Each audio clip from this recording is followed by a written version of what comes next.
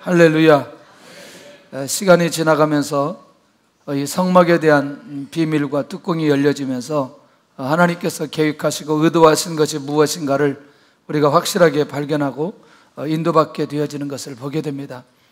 한국에 조선 땅에 오신 선교사님들이 굉장히 많은데요, 그 중에 마포사멸 선교사님이 계셨습니다. 그런데 이분이 사역을 할 때 매우 힘들게 어렵게 한 사람이 있어요. 이 폭력까지 휘두르고 복음을 막고 교회를 세우지 못하게 하고 사역 전체를 방해하는 한 사람이 있었습니다. 어느 날은 이 사람이 선교사님 집에 불을 질러 버렸습니다. 자, 이 정도 되면 그냥 복음을 막는 정도가 아니라 아주 그 극단주의라고 부를 수 있죠. 그런데 도망가다가 이분이 다치게 된 거예요. 그래서 선교사님이 찾아가서 치유하고 복음을 전하고, 그러면서 이 사람이 주님 앞에 돌아오게 되었습니다. 그리고 내면적 변화가 일어나기 시작하고, 그러면서 이분이 신학을 하게 되고 나중에 목사님이 되었어요. 이제 동로에서 고민하죠. 야, 이제 제주도를 보니까 제주도에 선교사가 필요한데 누가 갈 사람이 없는가. 그런데 이때 이분이 자기가 제주도 선교사로 가기로 작정을 하고 제주도에 가서 사역을 했던 이기풍 목사님입니다. 사실은 우리 제주도 사역을 우리가 생각해 볼 때 이 목사님이 이해가 안 되면, 이 목사님의 사역을 깊이 있게 알지 못하면 제주도 전체 사역을 이해할 수 없을 정도로 하나님께서 이분이 제주도에서 사역할 때 그런 큰 은혜를 내려주셨습니다. 우리는 이제 이렇게 생각을 하죠. 한 사람을 만났을 때에 그 사람의 수많은 단점들을 바라보면서 과연 이 사람이 하나님 앞에 쓰임받을 수 있을까? 그리고 또 하나님의 인도를 받아갈 수 있을까? 진짜 변화가 일어날까? 진짜 이 사람을 통해서 놀라운 열매가 맺혀질까? 이렇게 갈등하는 상황들이 참 많이 있는 것을 보게 됩니다. 더 중요한 건 부모님들이 제일 고민하는 게 뭐냐면, 자녀들이 하나님의 뜻대로 살지 못하고 불순종하게 될 때에 그 자녀들을 쉽게 포기하는 부모님들을 참으로 많이 보게 됩니다. 그런데 시간이 지나고 나서 보면 모두 다 그렇게 생각했던 사람들이 어느 날 놀라운 변화가 일어나고 하나님 앞에 귀하게 쓰임받는 것을 보게 되더라는 것이죠. 오늘 그런 면에서 이 성막에 기가 막힌 이 비밀이 열려지는데, 25장 5절에 가서 보면 사실은 그 내용을 보고 그 다음에 10절부터 있는 내용을 봐야 되는데, 붉은 물들인 순양의 가죽과 해달의 가죽과 그 다음에 조각목과 이렇게 나갑니다. 그러니까 사실은 본문을 1절에서 9절까지 봐야 되는데, 이 조각목을 가지고 증거궤를 만드는, 법궤를 만드는, 언약궤를 만드는 이런 부분까지 우리가 살펴보면서 오늘은 이제 이 조각목에 대해서 좀 살펴보고, 이 조각목이 가지고 있는 의미가 어떤 의미인지를 자세하게 우리가 하나님의 인도를 받았으면 좋겠다, 그런 생각이 듭니다. 자, 그렇다면 이 조각목은 도대체 어떤 나무인가? 이 조각목에 대한 특징을 우리가 잘 살펴볼 필요가 있다는 것이죠. 특별히 이 나무는 밑에서부터 갈래갈래 갈라져 자라는 나무라는 겁니다. 상당히 중요하죠. 뭐가 중요하느냐? 밑에부터 갈라져 자라는 나무라는 건 별로 쓸모가 없다는 겁니다. 예. 자, 그러면 조금 더 이 나무를 살펴보면 자랄 때부터 이 장가지가 많이 있기 때문에, 장가지가 많이 있다는 건 무슨 특징이 있냐면 곱게 자랄 수 있는 그런 환경적인 나무가 아니라는 거죠. 왜? 영양분이 전부 다 어디로 뻗어나가니까 가지로 나가기 때문에 곱게 높게 뻗지 못하는 나무라는 거죠. 야, 이것도 좀 우리가 좀 그렇죠. 그런데 세 번째 보면 이 가지에는 잔가지가 많아서 사람들에게 혐오스럽게 느껴지는 거예요. 뭐 가시가 한 5cm 또는 한 7cm, 10cm까지 자라는 가시도 있고, 그러니까 사람이 손대기가 쉽지 않습니다. 자, 보기도 쉽지 않은데 손대기도 쉽지 않아요. 그러니까 사용하기는 더더욱이 어려운 나무라는 거예요. 그러니 아까 말씀드린 대로 곱게 뻗지 않으므로 목재로 사용이 불가능한 나무라는 거죠. 그러니까 외형적 상황을 보면 이 나무가 과연 성막의 재료를 갈 수 있는, 성막의 재료로 사용되어질 수 있는 가능성이 별로 없다는 겁니다. 별로 없다는 거예요. 우리가 사람들을 볼 때에 외모로 본다면 별로 그렇게 인정받을 만한 모습이 별로 나타나지 않은 사람들이 많이 있는 것을 보게 됩니다. 근데 나중에 가서 내면적으로 보니까 굉장히 기가 막힌 비밀들이 많이 그 안에 있는 사람들을 우리가 보게 되잖아요. 그래서 사람은 절대로 뭘 봐서는 안 된다, 외모를 봐서는 안 된다고 수없이 얘기를 해도 결혼식 할 때 보면은 꼭 외모를 보는 사람들이 많이 있는 것을 보게 됩니다. 이런 사람들 회개해야 돼요. 자, 다섯 번째는 겉으로 보기에는 보잘것없는 나무. 자, 그러니까 아까 말씀드린 대로 손으로 잡기에도 그렇고 보기에도 그렇고 그 다음에 이렇게 사용하기에도 그렇고 그렇게 쓰임받을 만한 나무는 아니라는 것을 우리가 기억해야 될 필요가 있다는 것입니다. 두 번째는요, 그럼 이런 나무는 어디에서 주로 자라나 궁금하죠? 궁금해야 됩니다. 여러분들 어떠세요? 시내산은 하나님께서 모세를 만났던 장소 아니겠어요? 그러니까 조금 좀 확대한다면 성지라고 볼 수도 있겠죠, 여기를. 그런데 이곳에서는 자라지 못하는 나무라는 거죠. 좋은 환경, 좋은 곳에서 자라지 못하는 나무. 그런데 어디에서 자라느냐? 광야에서 자란다는 거죠. 광야의 특징이 뭐예요? 바람이 많이 붑니다. 광야의 특징이 뭐예요? 물이 없어요. 광야의 특징이 뭐예요? 높이 크게 자랄 수 있는 환경이 아니라는 겁니다. 그러니까 매우 힘들게 어렵게 이 나무가 자라게 되어진다. 자, 특징을 보았어요. 그 다음에 어디서 자라는지를 우리가 보았어요. 그러니 당연히 사람들에게 주목받지 못하고 자라는 것은 매우 당연한 거 아니겠나. 자, 여기까지 가면 조각목이 가지고 있는 의미나 특징들을 이해하면서 결국 이 조각목이 절대로 성막의 재료가 될 수 없다는 결론을 우리가 빨리 내릴 수 있다는 것입니다. 그런데요, 한 가지 우리가 확인해 볼 필요가 있는 것은 이 조각목에도 뭐가 있느냐? 장점이 있었다는 겁니다. 하나님께서는 이것을 보셨다는 겁니다. 도대체 이 장점이 무엇일까? 봤더니 물소 풀처럼 강한 나무라는 거죠. 바람을 많이 맞고 어려운 환경 속에 자라다 보니 이게 단단해질 수밖에 없는 거죠. 왜? 위로 올라갈 수도 없고 그렇다고 해서 옆으로 많이 뻗을 수 없기 때문에 그 안에서 단단하게 자랄 수 있는 특성을 이 조각목이 가지고 있었다는 것입니다. 중요한 건 두 번째입니다.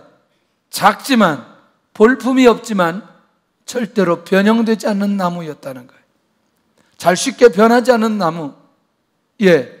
그러니까 외형적으로 볼 때는 그런 수많은 단점들이 많이 있지만 결국 내면적으로 보면 이런 매우 중요한 의미가 이 안에 있는 것을 보게 되더라는 거죠. 여러분 어떠세요? 단단하지 않으면 만약에 법궤를 만들었을 때 어떻게 되겠는지, 잘 변형되는 나무로 법궤를 만들면 어떻게 되겠는지 이제 조금씩 우리가 이해할 필요가 있다는 것이죠. 이런 겉으로는 그렇게 쓸모있는 모습이 별로 있는 것이 없는 조각목이지만 내면적으로는 이렇게 장점을 가지고 있는 나무가 조각목이었던 것을 보게 되더라는 거죠. 그러니까 외형적인 모양보다 내면적인 강함이 있는 나무가 조각목이었다. 그러니 다 나쁜 것은 아니라는 거죠. 다 문제가 있는 건 아니라는 거죠. 자, 이런 면에서 우리가 이 조각목이 어디에 사용하도록 하시는지 이제 이게 중요하다는 거죠. 오늘 10절부터 22절까지는 법궤를 만드는 일에, 증거궤를 만드는 일에 이 조각목이 사용되어지도록 한다는 겁니다. 그런데 우리가 한 가지 기억해야 될 건 조각목이 종합공목 자체로 쓰임받는 게 아니고 이 조각목은 반드시 법궤를 만들 때는 무엇으로 씌워야 된다? 금으로 씌워야 된다는 거죠. 자, 이 부분에 대해서는 오늘 적용하는 부분에 많이 우리가 접근할 텐데요. 우리가 금 얘기할 때 그때 무슨 얘기냐면 금은 영원히 변하지 않는 누구? 예수님에 관한 성품이 오늘 금이라고 하는 것을 금은 논 얘기할 때 그때 나누었던 적이 있습니다. 그러니까 다 떠나서 이 조각목은 반드시 무엇으로 덮여져야 된다? 금으로 덮여져야 된다. 그러니까 조각목 자체로는 법궤 만들 수 있는 재료가 되지는 않지만 무엇으로 덮여지게 되면, 금으로 덮여지면 이 조각목도 법궤를 만들 수 있는 기가 막힌 재료가 될 수 있다는 사실을 가르쳐주고 있다는 것입니다. 오늘 이것을 놓치지 않기를 바랍니다. 조각목이 금으로 씌워져야 법궤 만들 수 있는 완벽한 재료가 될 수 있다는 사실을 놓치지 않아야 된다는 거예요. 그러니까 하나님께서 선택한 가장 놀라운 비밀을 가진 나무가 조각목이다. 어떤 나무다? 조각목이다. 자, 그러면 이제 우리가 한번 묵상하고 가야 될 내용이, 법궤는 성막에 있어서 매우 중요한 의미가 있어요. 지성소 안에 들어가 있는 곳이기 때문에 이 법궤 안에는 굉장히 놀라운 비밀들이 그 안에 숨겨져 있어요. 그게 뭐냐면 10계명과 2돌비가 이 법궤 안에 들어 있습니다. 히브리서 9장 4절에 가서 보면 3가지가 있는데, 도대체 그러면 10계명과 그 2돌비는 도대체 무엇을 말씀하고 왜 10계명과 2돌비를 그 법궤 안에 넣어도록 했고 그 법궤를 조각목으로 만들도록 하였을까? 이미 첫째 계명은 모세에게 하나님께서 주셨습니다. 그런데 그 계명으로는 완벽하다, 완벽하지 않다. 완벽하지 않다는 거지요. 누가 오셔야 돼요? 예수님이 오시고 예수님을 통해서 주시는 말씀, 하나님을 사랑하고 내 이웃을 내 몸같이 사랑하라고 하는 주님의 약속된 말씀이 이 땅에 와서 선포되어져야 하나님의 계명이 확실하게 완성된다는 것입니다. 그러니 새 계명을 다시 주시는 예수님을 믿음으로 바라보도록 하기 위한 하나님의 계획이 누구에게 있느냐? 오늘 이 법궤 만드는 성막 안에, 이 법궤 안에 숨겨져 있는 것을 우리에게 가르쳐주고 있습니다. 할렐루야. 지금 졸려가지고 눈이 막 내려오려고 하는 사람은 눈을 너무나 크게 뜨지 말고 작게 뜨시기를 바랍니다. 눈을 크게 뜨려면 힘이 들어가가지고 더 졸리게 되어져요. 그러니까 여러분들 여기서 보면 이분은 지금 졸리는 단계 1단계에서 5단계까지 있는데 1단계에서 5단계까지 한 번에 다 보이는 거 아세요? 어떤 분은 1단계, 어떤 분은 2단계, 어떤 분은 3단계, 어떤 분은 4단계. 이럴 때 한마디 해주면 눈이 뜨게 되어지는 거죠. 지금 1단계 들어가는 분이 이 소리를 듣고 눈이 떴어요. 이렇게 설교자는 깨워서라도 함께 가야 될 필요가 있다는 거예요. 두 번째는 만나를 담은 항아리가 있는 법궤입니다. 여러분 어떠세요? 만나 얘기할 때에 만나는 이스라엘 백성들이 광야에서 하나님으로부터 공급해주는 떡을 먹은 거 아니겠어요? 그런데 놀랍게도 이 만나는 우리에게 양식이 되시는 예수 그리스도를 보여주는 비밀이 또 안에 숨겨져 있는데, 우리 요한복음 6장을 가서 보면 이 비밀이 어떻게 열려졌는지 우리에게 명확하게 가르쳐주고 있습니다. 우리 요한복음 6장에 빨리 가서 함께 이 말씀을 보도록 하겠습니다. 자, 51절입니다. 요한복음 6장 51절 시작. 나는 하늘에서 내려온 살아있는 떡이니 사람이 이 떡을 먹으면 영생하리라. 내가 줄 떡은 곧 세상의 생명을 위한 내 살이니라 하시니라. 자, 이렇게만 해도 조금 부족해요. 그런데 여러분들 여기 58절에 한번 보겠습니다. 58절 시작. 이것은 하늘에서 내려온 떡이니 조상들이 먹고도 죽은 그것과 같지 아니하여 이 떡을 먹는 자는 영원히 살리라. 그러면 여러분들 구약시대에 이스라엘 백성들이 뭘로 살았어요? 만나로 살았습니다. 그런데 육적으로 그들이 이 만나를 먹음으로 육적으로 살 수 있었을지는 모르지만 이 만나는 그들에게 영원히 살 수 있는 것은 아니었다는 거죠. 그러니 앞으로 영원히 살 수 있는 그 만나, 그 생명의 떡은 누구이시냐? 예수 그리스도이시다. 그러니 그 예수 그리스도가 와야 되고 예수 그리스도를 바라봐야 되고 예수 그리스도를 믿도록 하기 위해서는 만나를 담은 항아리가 어디에 있어야 되느냐? 법궤에 있어야만 되었다는 거예요. 하나를 더 봐야 됩니다. 우리가 잘 아는 대로 아론의 쌍난 지팡이입니다. 그 법궤 안에 십계명과 두 돌비, 만나를 담은 항아리, 아론의 쌍난 지팡이, 이 세 가지를 우리가 너무너무 잘 알게 되죠. 도대체 왜 그 많은 나무가 있는데 아론의 쌍난 지팡이가 꼭 이 안에 들어가야 되느냐? 놀라운 비밀이 있어요. 부활이요 생명이신 예수 그리스도를 상징하기 때문에 그렇다는 것입니다. 요한복음 11장 가서 보겠습니다. 주님께서 직접 뭐라고 말씀하셨는지 이 부분들을 확인해 보면 아론의 쌍난 지팡이 가지고 있는 의미가 어떤 의미인지 이해할 수 있다는 거죠. 11장 25절 26절 시작. 예수께서 이르시되 나는 부활이요 생명이니 나를 믿는 자는 죽어도 살겠고 무릇 살아서 나를 믿는 자는 영원히 죽지 아니하리니 이것을 내가 믿느냐? 할렐루야. 나는 부활이요 생명이니 나를 믿는 자는 죽어도 살겠고 무릇 살아서 나를 믿는 자는 영원히 죽지 아니하리니. 오늘 요한복음 11장 25절 26절은 바로 예수님이 부활이요 생명이라는 사실을 가르쳐주고 있어요. 구약에 있는 이스라엘 백성들에게 부활이요 생명이신 예수 그리스도를 그들에게 좀 알려줘야 되겠는데, 여러분들 아론의 쌍난 지팡이라고 할 때 이 쌍난 지팡이는 쉽게 싹이 날 수 있는 지팡이에요? 아니면 고목나무 같은 거예요?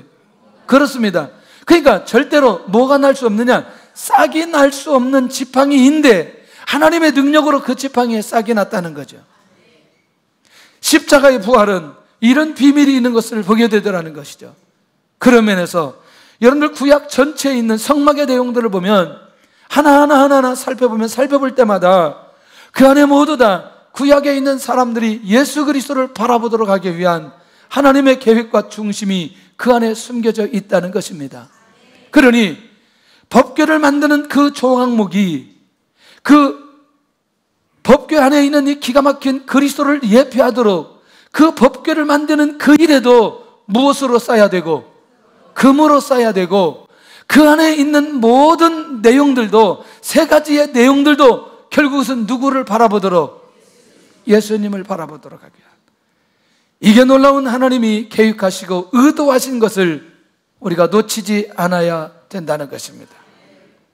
그러니 이제 우리는 서서히 눈이 열려져야 된다는 것이죠. 그러면 조각목은 무엇을 상징하고 어떤 의미가 있느냐는 거죠.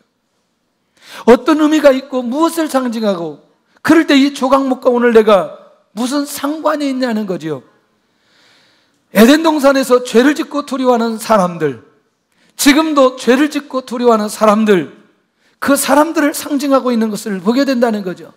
불순종으로 인하여 하나님의 언약 관계가 무너진 사람들, 무너진 상황들, 누가 아니면 살 수 없고 예수님이 아니면, 십자가의 은혜가 아니면 살 수 없는 그 수많은 사람들을 상징적으로 우리에게 보여주고 있다는 것입니다. 할렐루야.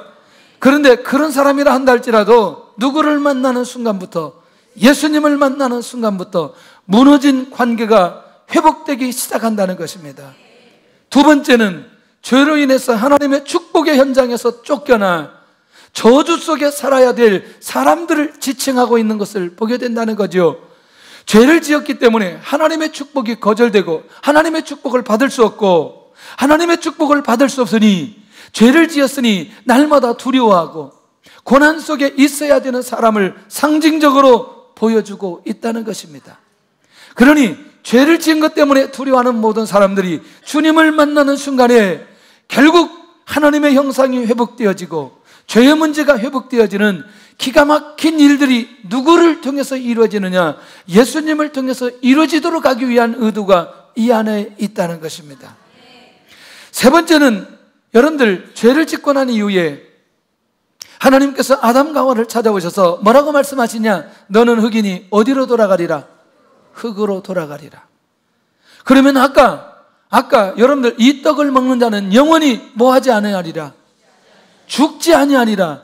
죄를 지었던 영혼들은 흙으로 돌아가 하나님의 저주 속에 들어가지만 예수님을 믿고 돌아온 사람은 영원히 죽지 아니하리라고 하는 이 비밀을 그대로 보여주기 위해서 결국 이 조각목은 죄를 짓고 두려워하고 죽음을 향해서 달려가는 모든 사람들을 지칭하고 있는 것을 우리에게 가르쳐 주고 있다는 것입니다. 할렐루야. 그런 면에서 이제 서서히 우리는 눈이 열려져야 될 필요가 있다는 것이죠. 그게 뭐냐? 나의 지난 과거는 어떠했는지에 대한 점검을 해볼 필요가 있다는 거예요.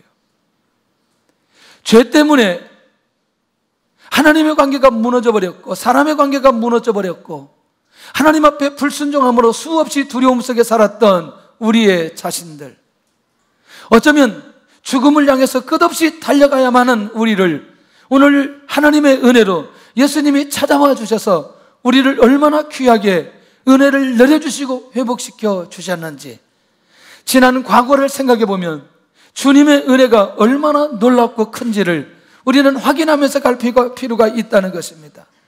만약에 내가 주님을 만나지 못했다면 우리의 모든 과거가 죄로 묶였다는 사실을 알아야 된다는 것입니다. 죄로 묶여있는 순간순간마다 우리는 자유함이 없습니다. 죄에 묶여 있습니다. 율법에 정지되어야 되고 정죄되어야 되고 자유함이 없는 사람은 기쁨과 평안함이 그 안에 있지 못하다는 것입니다. 할렐루야. 결국 나의 모든 지난 과거는 누구로부터 해방되었느냐, 누구 때문에 해방되었느냐, 어떻게 해방되었느냐 라고 하는 이 문제에 대해서 깊이 있게 묵상하고 그 감격스러운 은혜 앞에 나갈 필요가 있다는 것입니다. 할렐루야. 가끔 가다가 우리는 우리 나라를 보면서 깜짝깜짝 놀라지 않나요? 놀라지 않나요? 저는 영국에 가가지고 제일 가고 싶은 데가 있었어요. 특별히 뭐 가이드 해주는 사람도 없고 어떻게 갔는지는 모르지만 하여튼 어디를 갔느냐? 명품 백화점에 갔어요. 명품에 어떤 제품이 있는지 굉장히 궁금했어요. 백화점이 얼마나 큰지 오래 다녀야 했어요. 그러니까 제가 찾고자 하는 게 있었어요. 그게 뭐냐? 우리나라 제품 어떤 것들이 명품 백화점에 진열되어져 있을까? 그래서 다 찾아다니는 거예요. 여기저기 다 찾아다니는데 갑자기 어디에 우리나라 제품이 어떤 제품이 거기에 들어있을까요? 궁금하잖아요? 전자제품 코너에 우리나라 제품이 다 꽂혀 있더라고요. 깜짝 놀랐어요. 이야, 우리나라 전자제품이 이게 세계적이구나. 와, 그때 어깨에 힘이 들어가기 시작하는데 야, 우리나라 것도 이런 명품이 있구나. 감사하기 시작했어요. 혹시 여러분들 외국에 다니면서 우리나라 차들이 돌아다니는 거 보면서 마음이 아무런 생각이 없던가요? 나는 외국에서 우리나라 차만 보면 너무나 감사하더라고요.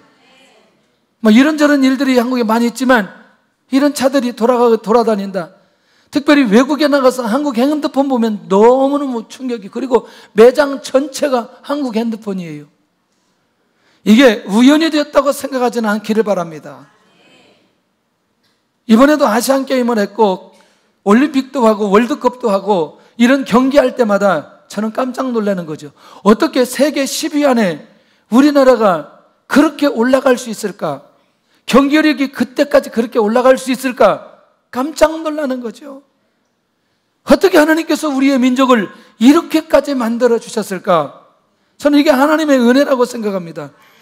그러면서 저는 언더우드가 자기 선교단체에 편지했던 내용, 우리가 잘했던 내용이 다시 한번 기억되는 거죠. 도대체 우리 조선 땅을 바라보면서 그가 뭐라고 말했을까? 주님, 지금은 아무것도 보이지 않습니다.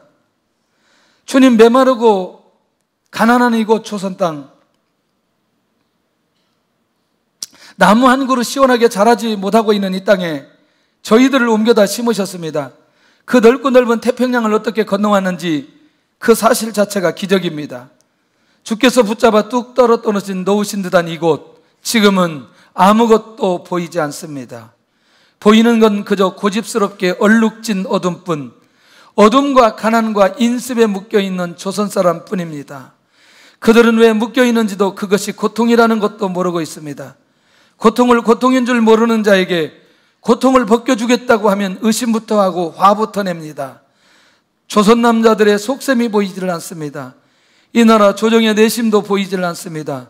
가마를 타고 다니는 여자들을 영영 볼 기회가 없으면 어쩌나 합니다. 조선의 마음이 전혀 보이지 않습니다.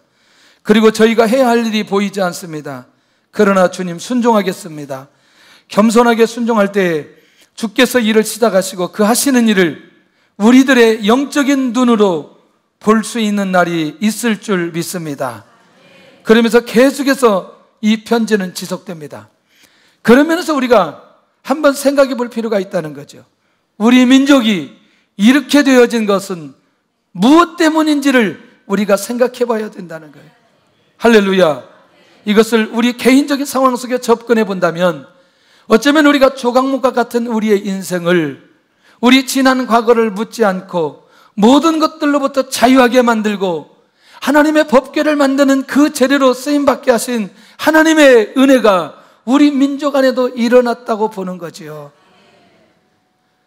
복음 안에 깨어 있으면 좋겠다는 것입니다. 그런데요, 바로 이 부분에 주목해야 될 필요가 있다는 거죠. 조각목의 변화는 무엇을 통해서 이루어졌나? 아까도 계속해서 말씀드린 대로 조각목 자체로는 절대로 재료가 될 수 없었던 나무였다는 거죠.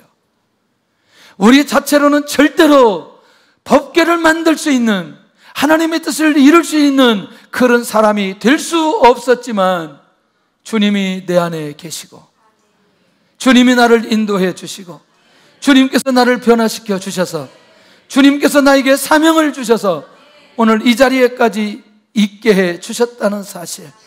조각목의 변화는 오늘 이 금으로 만든 것으로 변화를 주듯 오늘 우리의 변화는 예수 그리스도를 통해서 놀라운 변화가 우리에게 주어졌다는 이 사실을 놓치지 않아야 된다는 것입니다. 할렐루야. 놀라운 하나님의 역사와 은혜인 줄로 믿습니다.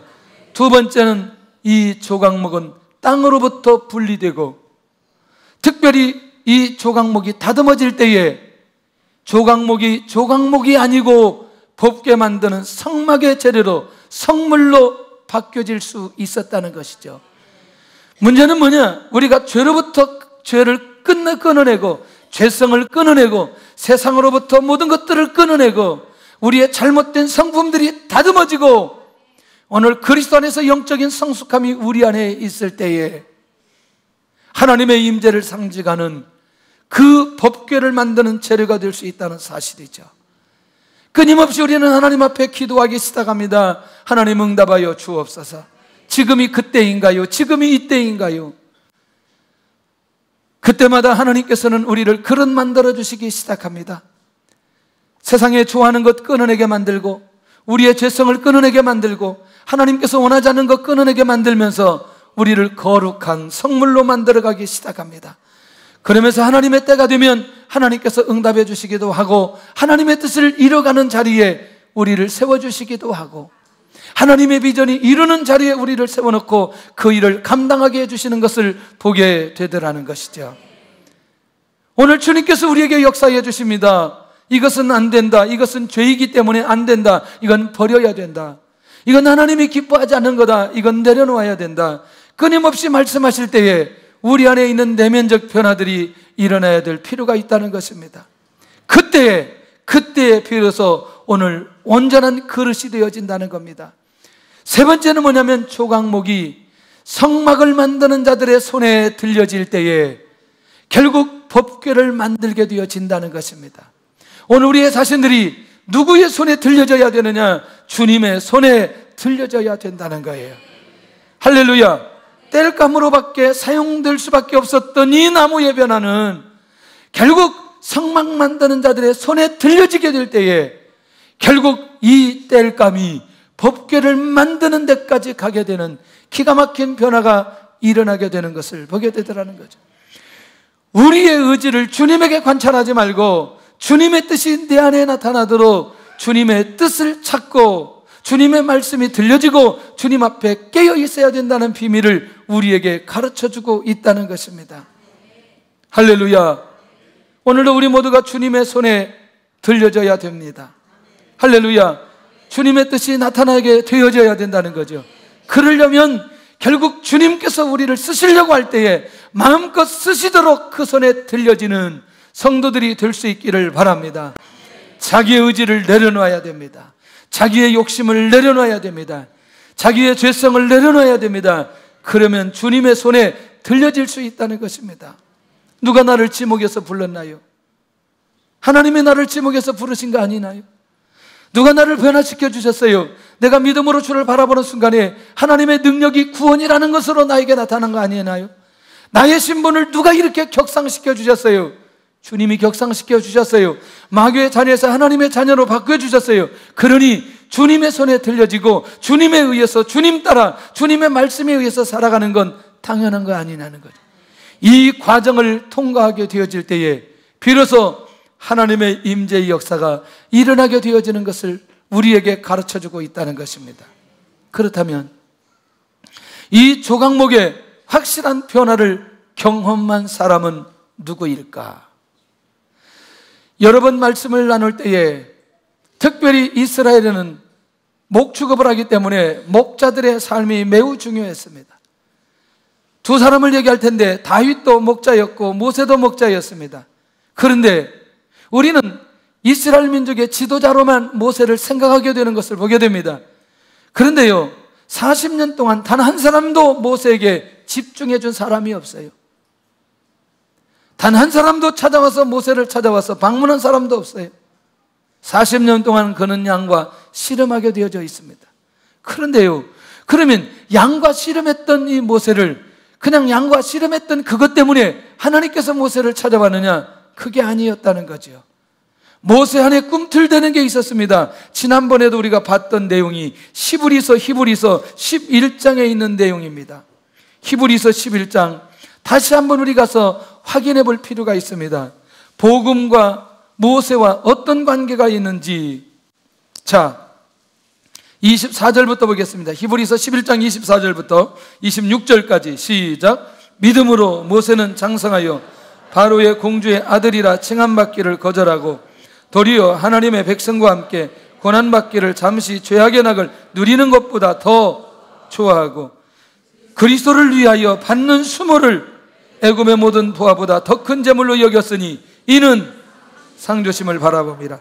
그리스도를 위하여 받는 무엇을? 수모를.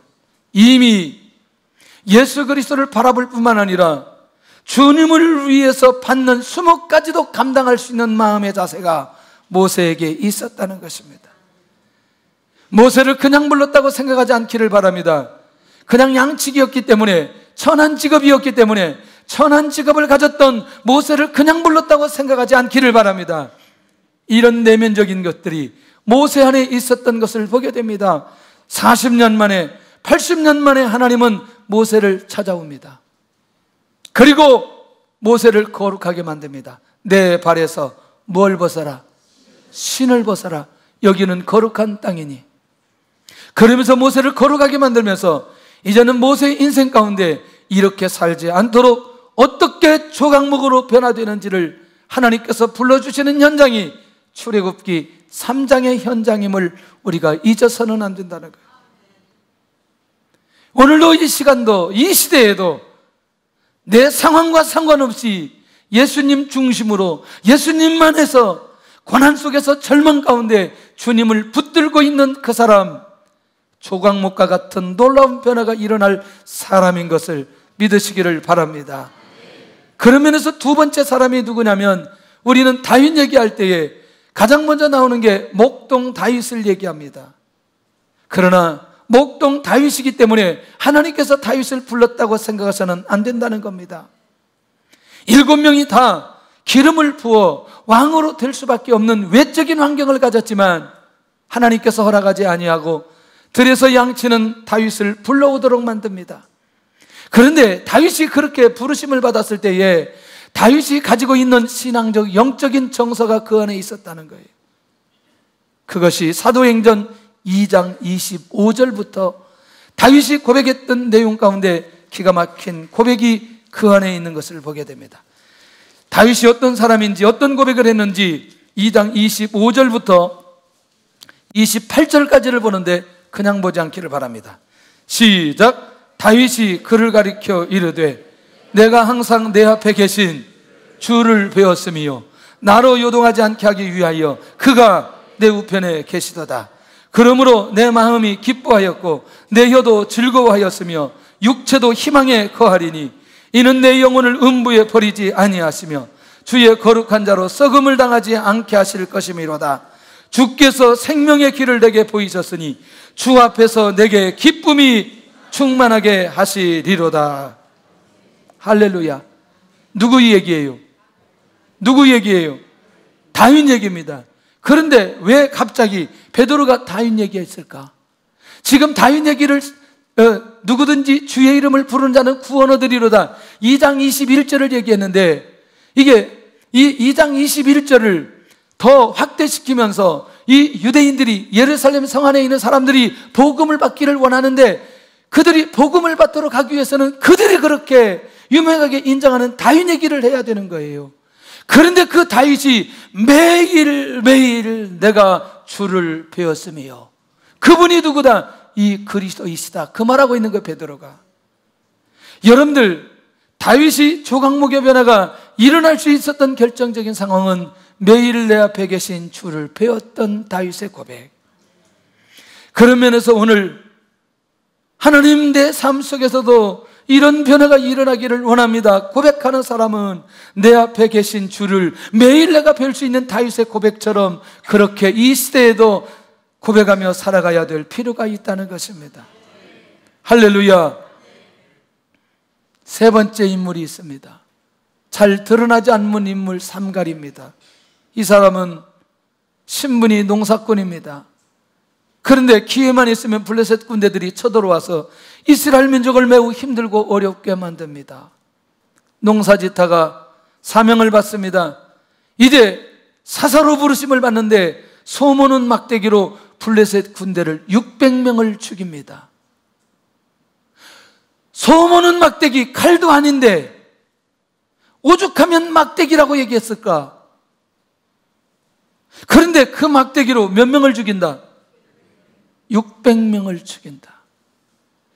하나님 앞에서는 신분이 중요하지 않다는 사실을 기억할 수 있기를 바랍니다.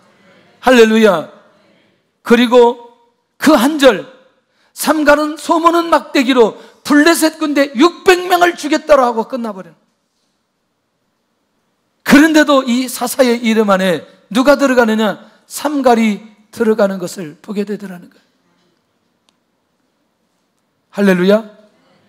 보통 중요한 게 아니라고 생각해요.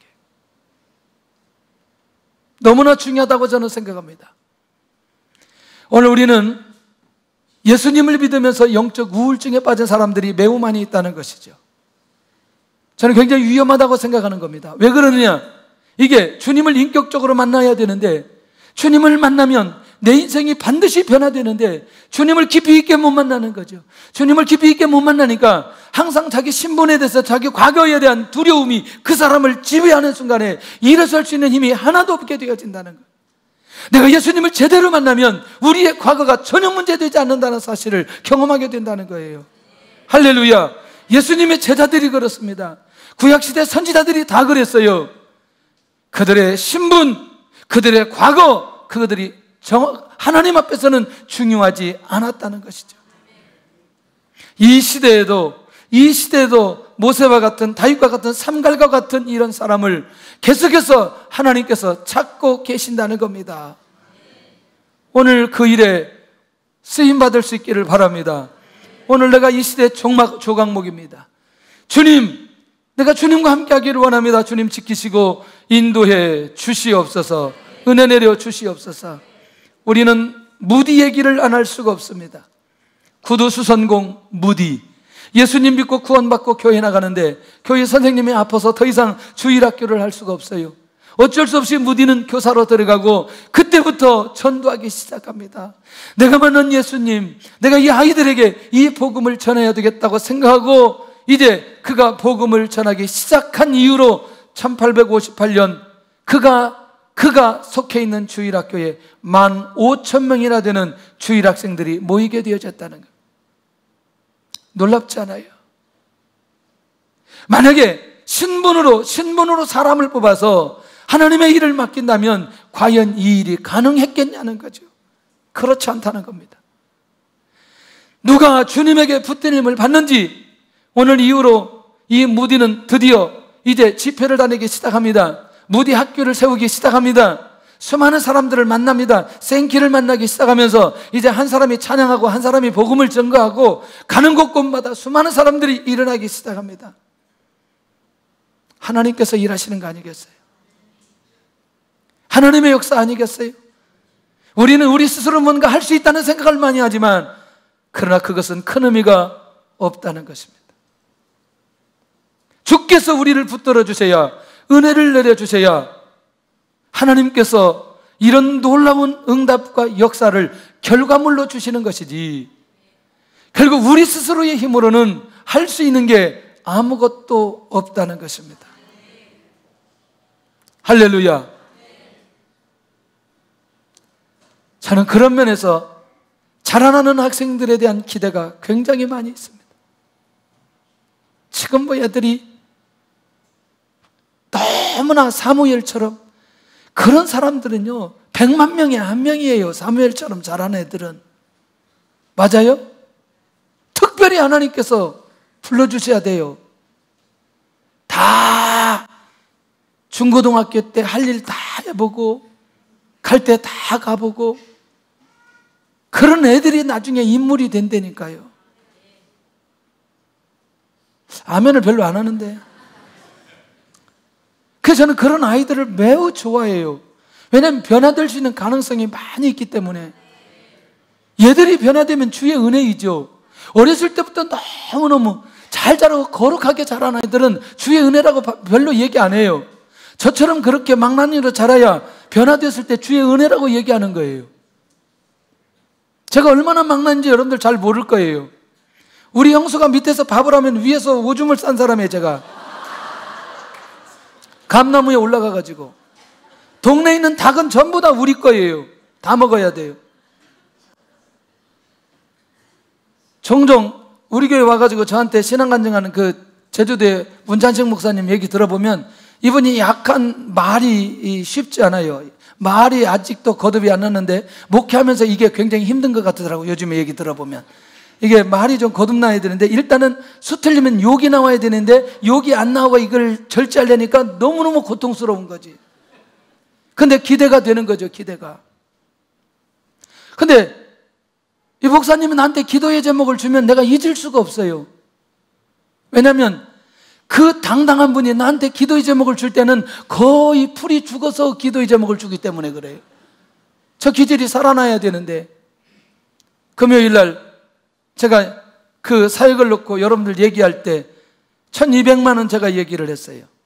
어제 문자가 하나 딱 날라왔어요. 집사님 한 분이, 목사님 제가 1200만 원 다 플로잉 하겠습니다. 너무너무 감사한 거죠. 하나님께서 저를 사랑하는 게 아니고 이 사역을, 이분을 하나님께서 쓰시는구나, 하나님께서 사용하고 있구나. 하나님, 제주도에서 무디처럼 우리 목사님이 사용되게 하여 주시옵소서. 이야, 그러니까 딴짓 못하게 이 몸을 아프게 만들고 오직 주님만 바라보게 만들면서 계속해서 지금 전도하고 있는데 정말 감사하죠. 이 말씀팀이 같이 붙어주면 이 제주도 땅에 놀라운 변화가 일어날 텐데 기대가 되는 거죠. 기대가. 너무나 잘하는 사람들보다 약간 내가 실수도 있고 문제도 있고 어려움이 있는 그 사람들이 결국 하나님의 일을 해내는 것을 보면 기대가 된다는 거죠. 예수 그리스도 안에서. 오늘 우리 안에도 우리의 자녀들, 청년들을 바라보면서 이런 소망을 가져야 될 필요가 있다는 것입니다. 할렐루야. 정말 그 가정 너무나 감사하고 하나님의 축복과 은혜가 있게 될 줄로 믿습니다. 그런데 제가 이 말을 금요일날 하고 싶은 거예요. 왜냐하면 오늘도 지금 이 헌금을 준비한 사람들이 있어요. 근데 내가 미리 얘기해버리는 거죠. 그런데 그분은 계속 하시기를 바랍니다. 왜냐하면 그 안에 집기도 들어가야 되고 목사님 가면 집도 얻어야 되기 때문에 마음 바꾸지 말고 그냥 하시기를 바랍니다. 내가 하려고 했는데 누가 다 해버렸어. 그래서 사실은 저는 그 다음까지 있는데 저는 항상 하나님 앞에 솔직하기 때문에 그 액수만 딱 얘기해야 되는 거죠. 이 말은 뭐냐면 마음 바꾸지 말고 계속해서 하라 이 말이에요. 주께서 은혜 내려주실 줄로 믿습니다. 마지막에 사람이 남아바입니다. 여러분들, 이 사람 얘기는 부흥의 여정 속에 김우현 감독이 쓴 책을 보면 이 사람에 대한 얘기가 자세하게 기록되어 있습니다. 과부로 호주에서 또는 LA에서 또는 영국에서 일어났던 부흥운동이 오늘 인도에서도 일어나도록 그렇게 간절히 구하며 하나님 앞에 엎드렸던 여인이었습니다. 한 여인이 하나님 앞에 엎드리고 기도하게 되어질 때에 인도에 영적 부흥이 일어나기 시작합니다. 기도의 부흥이 일어나기 시작합니다. 인도가 발칵 뒤집히기 시작합니다. 그리고 이 여인을 통해서 세계의 구단체가 구성되기 시작하면서 결국 세계 전체에 영향을 주는 사람으로 그런 단체로까지 세워지도록 하나님께서 사용하시는 것을 보게 되더라고요. 여러분들, 조각목이 변화되어져서 결국 이렇게 법궤를 만드는 기가 막힌 현장까지 갈 수 있는 비결이 있다면 주님을 만나야 됩니다. 주님을 만나고 끊임없이 하나님 앞에 엎드려 기도부터 시작해야 된다는 것이죠. 할렐루야. 우리 안에 기도의 운동이 일어날 수 있기를 바랍니다. 기도의 능력이 나타날 수 있기를 원합니다. 할렐루야. 그러면 이 시대에도 조각목의 변화가 일어나는 것처럼 이렇게 놀라운 변화가 일어나는 사람들이 곳곳마다 있게 될 줄로 믿습니다. 할렐루야. 그런 면에서 나는 누구인가? 나는 지금 누구인가? 이 질문 앞에 우리는 이제는 답해야 될 필요가 있습니다. 나의 인생을 바꾸어 주신 분이 누구시고 나의 인생을 바꾸어 주실 분이 누구인가를 오늘 정확하게 우리의 입을 통해서 고백되어야 될 필요가 있다는 것입니다. 주님을 만나기 전에 내 인생을 한번 돌아봐야 되고, 그리고 난 이후에 나의 변화를 통해서 내 인생이 변화되고 나의 변화를 통한 내 인생을 향한 하나님의 계획이 무엇인지를, 내가 누구인가부터 시작해서 내가 하나님의 계획이 보여지는 데까지 나의 인생 전체가 보여지는 사람은 조각목과 같은 역사가 일어나게 될 줄로 믿습니다. 우리 안에 이런 변화와 이런 응답들이 일어나기를 예수님의 이름으로 축원합니다.